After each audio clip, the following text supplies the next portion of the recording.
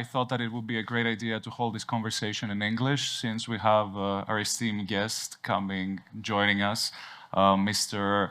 Roland Roesch, if I'm trying to pronounce correctly your last name. He's the Director of Innovation and Technology Center of the International Renewable Energy Authority Agency. Right next to me, Mr. Aristotelis Chantavas, who is the CEO of Principia, but also bears another title as the President of the SolarPower Europe. Thank you. And then the representative of the Greek Parliament. I'm very happy to have Dr. Dionysia-Avgerinopoulou right next to me. She's an MP with the Party of New Democracy and the chair of the Parliamentary Committee of Environmental Protection of the Parliament. So thank you, everybody, for being here with us today. And I think that we're going to discuss an extremely interesting theme, which is the shifting perspectives for the electricity sector, and in particular, thermal plants, renewables, storage, and networks. So I was wondering if you would like to begin with you, Mr. Roesch. And we were having a discussion earlier on the electrification of the end use and also the integration of the large shares of renewable energy.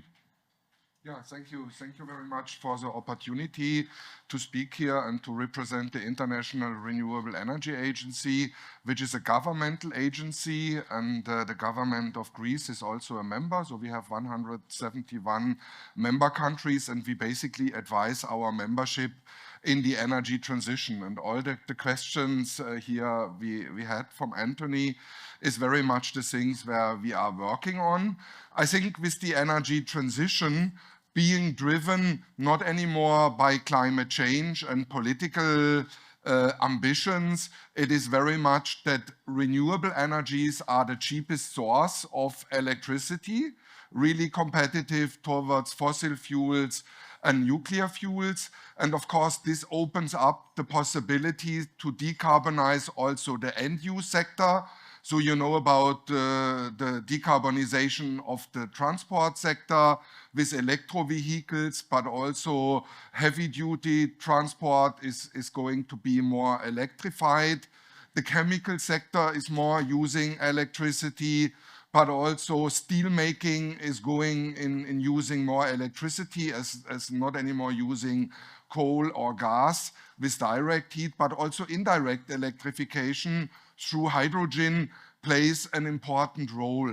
So IRENA sees that from a level of electrification globally of 22%, we come to 50% by 2050, driven by the electricity demand in the end-use sectors and by the new technologies. And of course, very important is if you enter into higher shares of variable renewables, ways of integrate higher renewables are becoming very, very important. Of course, Greece is a country with a lot of islands, small islands, and the smaller the electricity system is, and the more it becomes challenging. So if you speak about 100% renewable, then you usually have islands that have pump storage opportunities, as you can see in El Hierro in Spain, for instance. So there is an island operated on 100% renewables. If you speak about an island that has not the opportunity of pump storage, then you need battery storage. The good message is the costs of battery storage have come significantly down, and there is a possibility also to come to 100% renewables also on smaller islands. So you're implying, Mr. Roesch, that the performance of Greece when it comes to the usage of renewable energy is satisfying. However, when it comes to storaging, there is a lot of room for improvement. For improvement, yes. And would you like to give us particular insights on this direction? Because you discussed the islands, which, by the way, are being plagued by earthquakes these days. Are we discussing systems such as the hydro pump? Are we discussing batteries? What would be a solution that would chime with the particular environment of the islands in Greece? Yeah, no, let's say in the bigger picture, it is of course very important to have interconnections with the neighbor countries and the collaboration with the neighbor countries, basically to create a copper plate where it is possible, where you can use renewables. Very important, we have seen extreme progress with digitalization. So let's say digitalized behind metering and using the variability of renewable energies in a more smart approach in using data response system, accumulating renewable energy sources, bringing in the batteries of electro vehicle and having a much more digitalized approach kind of also helps to bring the demand and the demand more in line with the availability of renewable energies. And then, of course, all kinds of storage facilities, let's say small storage systems in-house in combination with electromobility and solar rooftop are a possibility. But then, of course, utility scale battery approaches also may help to operate the system much better. Where this is not possible, of course, you may look into other ways in bringing flexibility to the grids. What is discussed there is also CCGTs, gas power plants, but the difference to current system is these gas power plants would not run anymore 4,500 hours a year. They would only probably be used of 600 or 800 hours a year. But there are ways in integrating variable renewables and to bring them together with the demand and come to an optimized, decarbonized energy system, as you can find in many of the reports that you can download from our website in www.irena.org. And this is a very challenging task that Greece is undertaking right now. So thank you for the very significant insights. I would like to move on with Mr. Chantavas, the CEO of Principia. In your opinion, what are the strategic priorities, first of all, for the European Union and Greece, which is part of it and is following? And on a latter level of this discussion, what's going on with the situation of storage energy of renewables in Greece? Yes, I think that, first of all, thank you very much for the invitation. It's my pleasure to be here. And as Mr. Roesch mentioned, we reached a moment of, I would say, maturity in a technological level. I think that the fact that we were all advocating for 20 years ago now, it's proven. Renewables is the fastest to develop and build infrastructure in energy at the lowest possible cost. So this is something that's it's taken for granted today. Now, the problem is that as it happens for everybody, the elementary school years are over. And now we go to the middle school.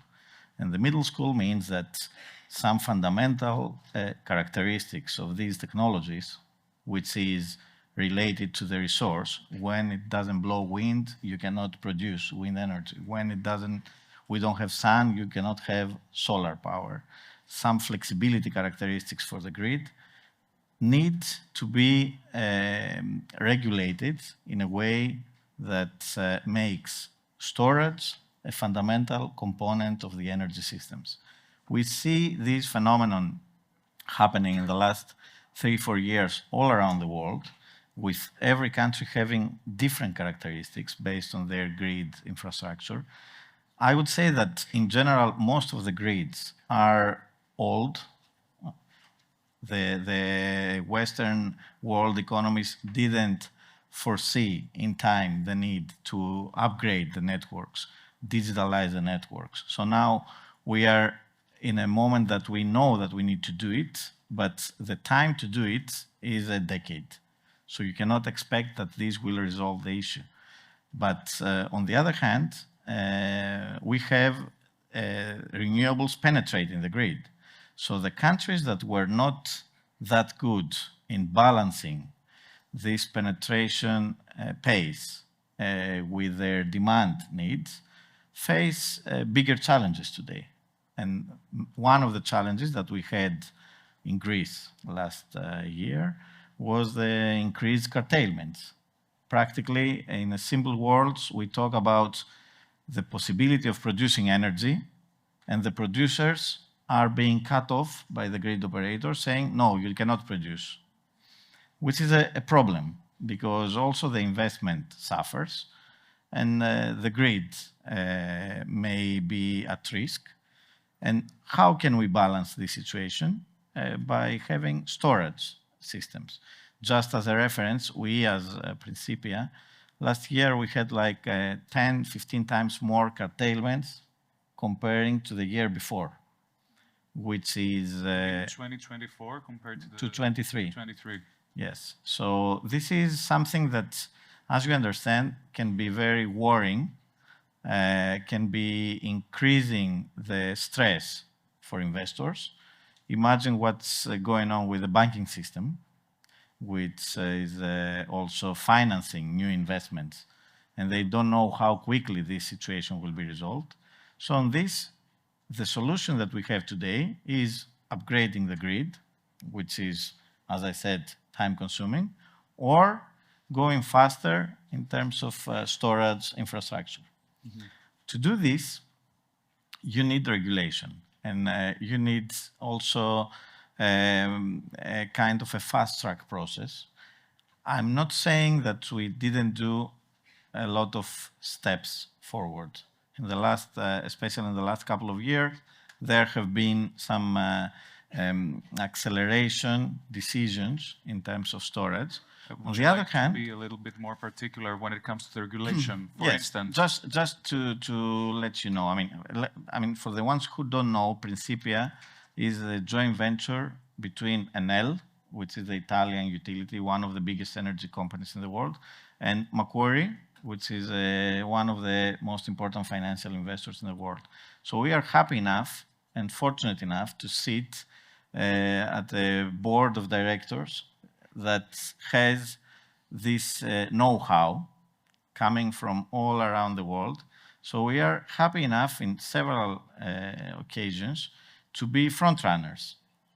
So one of the areas that we were a front runner was storage. We, as Enel at that time, decided that, look, the system shows that with the economy growth and the investment appetite growth, we will end up having very soon problems in terms of curtailments. So we started advocating for storage. We were like aliens in 2020 when we were talking about these things. There was no regulation. There was not even a committee to study what kind of regulation we need that had been set up. And then step by step, the government started doing some measures. Now, at least we had 3 rounds of tenders that have a basic quantity of storage projects that is starting to be up for investment. And there are also some ideas for some ways that, like a merchant call that is being discussed, or a kind of incentive to the people who have a renewables only plan to put storage in the system. These things are good initiatives on behalf of the government. On the other hand, what we see in reality is that we are very slow. The rhythm that the regulator or the grid operators can absorb this can become very, very slow. They have technical needs, resource needs, but we as market, as investors, what we see is that on the one side, our generation is being curtailed gradually more and more, and at the other side, on the other side, we are not free enough to correct the situation as soon as possible. Mm-hmm. So this is something that I think requires the intervention of the government and the institutions so that we are helped to go faster. I think that you are claiming that even though some initiatives undertaken by the government are a positive sign, there is a lack of a holistic plan that would somehow push the situation at a faster pace, given the data that you just described. And by the way, since I have the regulator on my left side, even though Dr. Avgerinopoulou, I'd like to start our discussion on a different point. I would like to ask you a very simple question. How do you feel about this particular concern from a person coming from the business world? First of all, I would like to thank you for the invitation to participate in this panel and also to welcome the participation of the representatives of the private sector and of IRENA. So welcome and welcome in the country. Thank you very much. It is very important that we sit on the same table all together and discuss the obstacles that exist for the realization, the effectuation of the renewable energy storage and the renewable energy sources in general, and their acceleration in being the major part to our energy mix. I chair, as you mentioned, the Environment Committee of the Parliament. The Environment Committee of the Parliament is not a legislative committee. We have another committee that legislates the energy sector as well, the Production Committee of the Parliament, but we consult together when it comes to renewable energy sources. So our target a few years ago, it was to accelerate the process to support energy storage, especially coming from renewables, because we feel that energy storage is an integral part of our fight against climate change. You cannot really achieve the targets, the global targets and the European and the national targets of climate change if you don't have enough storage. So we definitely support the facilitation of storage infrastructure, especially in Greece, because as you mentioned, Greece has a lot of islands and we don't have enough grid at the moment. And to the extent that grids exist, the grids, they are not capable of transmitting more energy, not only on the islands, but for example, in Peloponnese, where I come from. So it is very difficult to develop new renewable energy sources without either the expansion and the upgrade of our grids or more storage capacity. So this is our target, and we would like to see more storage. At the moment, there is a new law, as you mentioned, the law of 2022. The law is there. We don't know if we need to do something more. We would like to hear from the private sector if they would like us to make some changes in the legislation. Actually, this is why we have consultations, and we're very open to host you at our committee and discuss more. But the most important thing, I would say, are two other factors. First, it's not the legislation. The legislation is there since the last 2 years, and we can optimize it.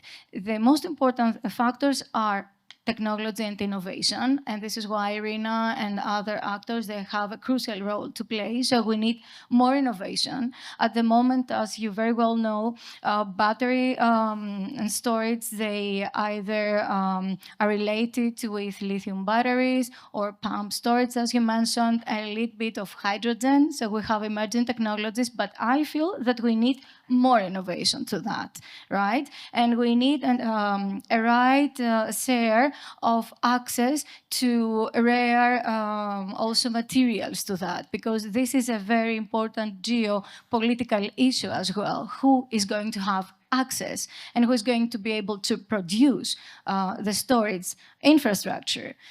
And secondly, of course, it's about finance. So at the moment, there is some access to finance regarding institutional finance and private finance, but we need more finance flows to support the energy storage, the energy infrastructure in Greece and in other countries. And this is a target that globally we have not achieved yet. So more finance, more technologies, and of course the legislator is here to make the changes that are needed in order to facilitate the process.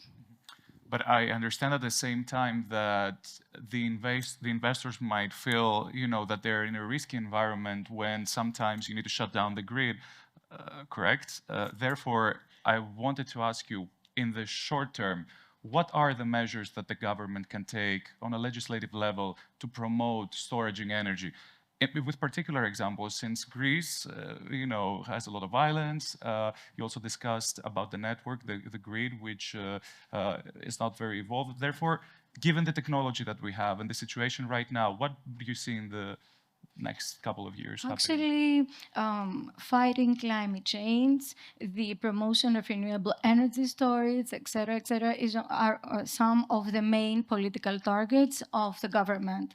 And the Prime Minister himself, Mr. Kyriakos Mitsotakis, he has taken very specific initiatives. Let me just refer to the very recent announcement that Prime Minister Mitsotakis did about the establishment of a new fund for the decarbonization of islands. That's a very innovative fund that Greece has dedicated more than 1.6 billion euros, and it is going to be operated next year, 2026, open to both the public and the private sector. And it is going to fund, first of all, offshore wind parks, and then grids that would reconnect the islands with the mainland, and also storage capacities on the islands. So this is a very specific vehicle that the private sector could use, and we really aim to double the dedicated money that we have just announced, and the infrastructure should be ready by 2032. So it's a very short-term vision and a very innovative vision, because I would just like to let you know that when the Prime Minister announced this vehicle on the occasion of the 9th Ocean Conference that took place in Athens in April 2024, many countries, especially island countries, they would really like to learn more about that and imitate this very good example. Okay. That's a great tangible example, and I was thinking about it. Thank you for bringing it up. By the way, I hope that after this panel, we can sit on a table and discuss, both the private sector and the representative of the parliament. But I would like to bring another dimension to this conversation regarding all of you. 50% of the amount of the money that will be invested in this particular fund, if I'm not mistaken, is dedicated to offshore wind parks. We are all aware that regarding the spatial planning of the marine environment in Greece, we have been late, given particular geopolitical tensions, and there has been also several warnings by the European Union. The court has also been involved. So can we move forward given this particular geopolitical environment? Yes, of course. Actually, at the moment, Greece is in discussions with the European Commission about this plan. And I think in the coming weeks, it is going to be ready to be presented before the Parliament and discuss about that. In general, spatial planning, it is very important, both on the mainland and on the islands and on the marine sector, everywhere in the world, because you cannot really be very correct on the placement of your renewable sources of energy if you don't really know where exactly you should place them. And a very I think, self-evident example, for example, is the wind capacity. If we don't know where the wind capacity is, where we have stronger wings, where are we going to place our offshore wind parks? And not only that. So this is a prerequisite for Greece to have this spatial planning on the sea, as well as in the rest of the land, in order to very well place the renewable energy sources. But since we discuss about Greece, we're in Greece now, it is very important to know that we have another source of energy that is not based on storage that much, because it's a stable source of energy, and this is geothermal energy, right? And I feel that we need to discuss more and invest more on geothermal energy as well. It doesn't require storage. It requires a little bit of more money at the beginning, but then it really pays off. That's of great significance too, but I was wondering, regarding the previous point, would you see the spatial planning of the marine environment coming up in the next year? I also asked the same question last year in this Yes, I think summit. so. I think so, and we have a lot of things to do regarding this specific plan. We also have announced the establishment of 2 new marine protected areas in the Ionian and in the Aegean Sea. So Greece being a maritime country and 2/3 of our country being in the marine environment, we definitely need this plan. Okay. we all remember how, by the way, Turkey reacted when Prime Minister Mitsotakis announced back in the day the parks that you're referring to. Mr. Chantavas, in the same direction, do you think that the lack of a special planning on the marine environment of Greece poses a, let's say, not a threat, but an unstable element of investing in this direction? Are we talking about the offshore? Yeah. Because we discussed about this fund that is consisted of 1.6 billion till 2032, of which 50% is supposed to go to offshore wind. You know, maybe unfortunately for you, you are talking to a person that is not a kind of a big believer on offshore. Why is that? I can refer to some examples. I mean, how did renewables become mainstream in a generation of energy? By getting scale. How did they get scale? By governmental incentives and by the investors' interest. Who were the investors? Big utilities. They were pressed by targets towards environment. And then companies like Enel, like EDF, like Iberdrola were heavily investing in solar and wind. This got scale, lower costs, and now it's mainstream. Now, let's talk about offshore.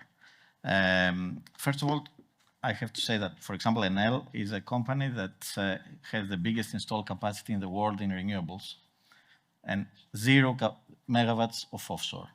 And there was a reason of this. The administration in Enel never believed in offshore because offshore was a very good technology for the Northern Sea, where the infrastructure cost was very low, because you could put the foundations at a very low depth. Now, in order to get scale, offshore needed floating foundation, technological advancements, R&D, while at the same time, the renewables were booming.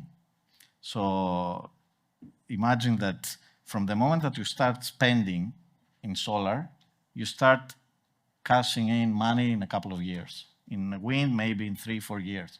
In offshore, it cannot happen before 10 years. And this is something that we as personalities can easily judge that is not that appealing for some investors. So who were running the show were maybe mostly the oil and gas companies. The big oil producers, they had very good know-how in terms of oil rigs. They could take risks that other companies couldn't take. And what we see, unfortunately, for offshore in the last 2 years is that there has been a big turnaround. So oil and gas companies are pulling out. They said, I cancel this project, I don't invest, I'm not moving ahead. Utilities are freezing their plans. The utilities that were highly invested there, their stock price is slowing down. Or we saw the example of Ørsted, which is 50% down in the last couple of years. So all these things, from the investor's perspective, are not really promising that the investor's interest will be, I would say, hot on offshore technology in the coming years. So this is one side of the story. The other side of the story is that the country and the government should do whatever possible so that in case that this interest revamps and is revitalized, then you have the regulation, you have the spatial planning, you have maybe some incentives so that you can attract investments. So if you ask me if the government has done whatever possible, I think the government has advanced very well on the offshore side.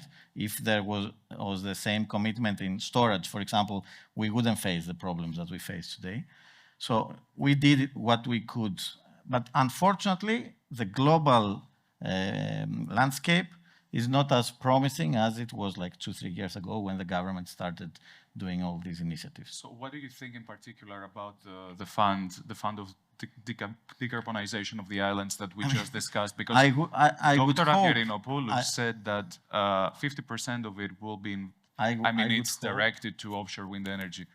Given everything that you just I would hope that this could be diverted to offshore, Unfortunately, I think that sooner or later the government will have to redirect this amount maybe to other projects that can replace offshore. This is a personal In the context opinion. of decarbonization, Yes. decarbonizing anyway the islands in the Yes, same context, yes. and what would a particular example be? There are solutions. First of all, the upgrade of the grids. There are submarine cables, things like that, that decarbonize the island. And They are already as part of the planning. Yes, yes. And the second thing is that a very aggressive plan because now renewables plus storage can guarantee the 100% autonomy of an island. There are examples all around the world, especially in Greece, that we have all these old infrastructure of oil in most of the islands that could be used for a one-of-a-kind event and could remain in a cold reserve status. Mm-hmm. The rest could be covered by a combination of solar or wind plus storage, and this can be covered. So I think that these could be ways that are advancing. After all, don't forget we have more than 6,000 islands, and only 200 of them have people on top. So we have 200 problems to resolve. The rest could be used for other reasons. A very snap response or a very snap comment on what Mr. Chantavas just described about the amount of money that is being invested, like through this fund. Do you think it should be diverted to a different direction? Actually, Greece is one of the countries that have devoted almost half of its renewable or of its reconstruction fund to the green targets. And we have this additional fund. We have another fund as well, the Blue Fund, under the Ministry of Shipping for Innovation in Ships. Mm-hmm. We have the Green Fund of Greece. Greece is one of the countries that have devoted a lot of money to the green and the blue agenda. And I think that if we combine these very dedicated amounts of money with, as I said, flows from the private fund, we would have enough money to realize a very ambitious plan in Greece regarding renewables. So what we hope for is the reactivation of the private sector, and as I said, innovation. Greece is here. The Prime Minister himself, he is a true leader globally on the green agenda, and we have dedicated money. And we're going to target, as I think we all agree, like the triple challenge of the energy storage, of the grid, and the innovation in storage and in renewable energy in general. So we're doing good at the moment, and I think the best part is to come. So that is a clear answer, I believe.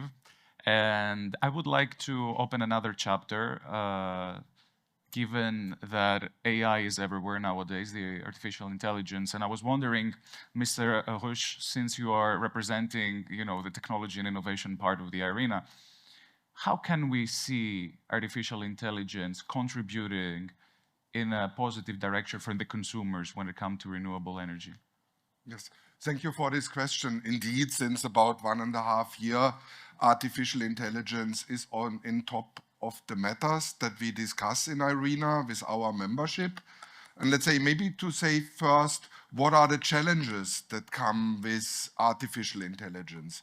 So artificial intelligence will bring a huge demand of electricity that is needed to basically supply the artificial centers. They need a lot of electricity just for the compilation of knowledge and for the working, but also the servers need a lot of cooling. So, and the thing is, this demand does not come as a stable demand, it comes also very fluctuating. And this is creating a challenge in the first place, because if you do this together with variable energy, with wind and solar, let's say you have a demand which is kind of having spikes, and which is a supply that is having spikes. And then, let's say, there is a lot of need now of, let's say, people needed in the artificial intelligence sector that need about how to deal with the variability of the demand response. So skills are needed. There is a lot of infrastructure needed. There is a lot of demand also in critical materials. And this is, of course, creating a big challenge. Also, some of these data center may require diesel backups. That is kind of creating CO2 emissions. And let's say that's why the European Union, but also the climate discussion with the UNFCCC is trying to make first, let's say, the operation of these artificial intelligence centers in a way very efficient and try to stabilize their demand. But of course, on the other side, there is, and I have to say, the best way in supplying data centers for artificial intelligence should come from renewable energies, because this is the only sustainable way really to deal with this. And then there's the other side of artificial intelligence. I spoke in my first intervention here about digitalization, Internet of Things, big data, intelligent infrastructure, and there artificial intelligence is able to help, let's say, in bringing data together on many aspects to select the best sites for renewable energy generation. It also helps to make the best use of the existing infrastructure in optimizing, let's say, from households and solar roof supply, solar rooftop supply, to the use of the grids in circle in an intelligent way that helps to reduce the cost for the investments into the infrastructure. Mm-hmm. So there is a big opportunity coming from artificial intelligence, where I believe the digitalization, the combination with big data, artificial intelligence will help to optimize the infrastructure. And as it has been said before, it's very important to bring artificial intelligence, renewable energies, and the planning of the infrastructure together in an entire plan that combines these things to kind of avoid stranded investments into the infrastructure, and to have a very comprehensive integrated plan for a country how you can think the renewable energies, the building up of the infrastructure, and artificial intelligence together. But still, that needs a lot of resources, access to critical materials, that really needs and is having an exponential impact also on the skills, on the people and the workers that know how to work with these technologies in a good way. And that needs to be addressed in a very early stage of this very exponential development of renewables, the integration of the end-use sectors, and combining this with the artificial intelligence. Mr. Roesch, thank you. And same question to you. By the way, data centers are powered also by nuclear energy abroad. But this is a different story for another panel that we're having later on today, even though I'm very tempted to ask you your opinion on nuclear energy as a, potential of powering data centers. But let's keep this for another panel that's coming up later. AI and renewables. I think that we live in a kind of revolution on this sector. AI is a game changer for everybody, for all the industries, the professions. I think that we, as a company, have incorporated as much as possible AI in our operations, from our systems to the infrastructure that we put in our projects, from SCADA systems, from monitoring systems, from resetting remotely, automatically the infrastructure. So we try to incorporate it. In my opinion, I think that there are two areas that AI can bring very good and quick results. One, as I said, is the grids. So to upgrade the grid, to build a new line and all these things, you need 10 years, 20, 15, whatever it could be, depending on the occasion. On the other hand, we must acknowledge that the grid operators predominantly have people who are more conservative in their assumptions, meaning nobody is going to risk a blackout of the grid because they gave the permission to somebody to electrify the facility. So they have a margin that is a safety pillar for them. It's practically an unused portion of our current grid that they don't give to public or to investors. So I think that AI could minimize this loss. And this could attract investments, could reduce curtailments and all these things. The second thing, in my opinion, and it has to do a lot with the manufacturers, is the R&D. So just for your information, our panels were producing like 10% efficiency 10 years ago. And today, Enel also owns one of the manufacturers, 3Sun. Last week, we announced that we reached 31% efficiency. What does it mean? It means that from the same area, the same location, the same panel size, you can produce triple energy just in 10 years. And how long did this R&D process take? 1 year. Why?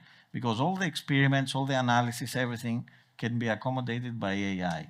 And this is happening all around the world. In storage, we've seen just in 12 months, a drop in the cost like 60% down just because of this reason. They do the experiments themselves, the simulations in a very fast pace that required a lot of manpower in the past. So I think that these two areas could bring instant results. And Dr. Avgerinopoulou, in the same direction, a short response on the role of AI? Well, actually, the environment... Thank you very much. Well, actually, by coincidence, the Environment Committee of the Greek Parliament is going to discuss the interface between AI and environment and energy by the end of February. We really, let's say so, estimate very positively the employment of AI for the protection of our natural resources. For example, you can achieve reforestation very quickly and very effectively through AI techniques. You can have monitoring processes for the oceans. Greece has announced new tools of AI for the protection of oceans and the mainland, actually. And we would like also to take, as you very well mentioned, the augmented demands of energy for through the AI techniques. However, AI is our future. And we have to make sure that we have all the renewable energy sources that we need in order to support artificial intelligence.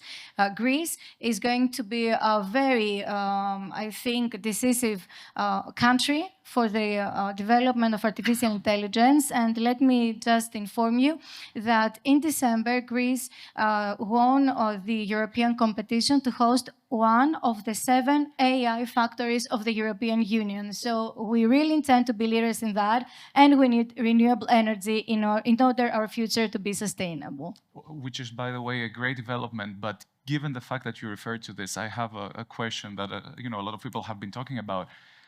How come we didn't choose a town of the periphery to locate this particular factory in order to boost growth? Because we need to create hubs. Yeah. The creation of hubs are very important for the development. Like hubs for technology are like campuses in the universities for people. So you need a community. Mm-hmm. And we're going for to instance, establish Thessaloniki a community. wouldn't be a great idea? Yes, Thessaloniki as well, Athens as well. Mm-hmm. The factory, the Pharos factory as we called, is not going to be the last initiative. Yeah, so we correct. have Absolutely. many initiatives on artificial intelligence, and Greece really wants to be one of the leaders, global leaders, in both AI and the environment. And we really hope that everything will, develop in the right way. And thank you very much for your participation today and all your beautiful insights.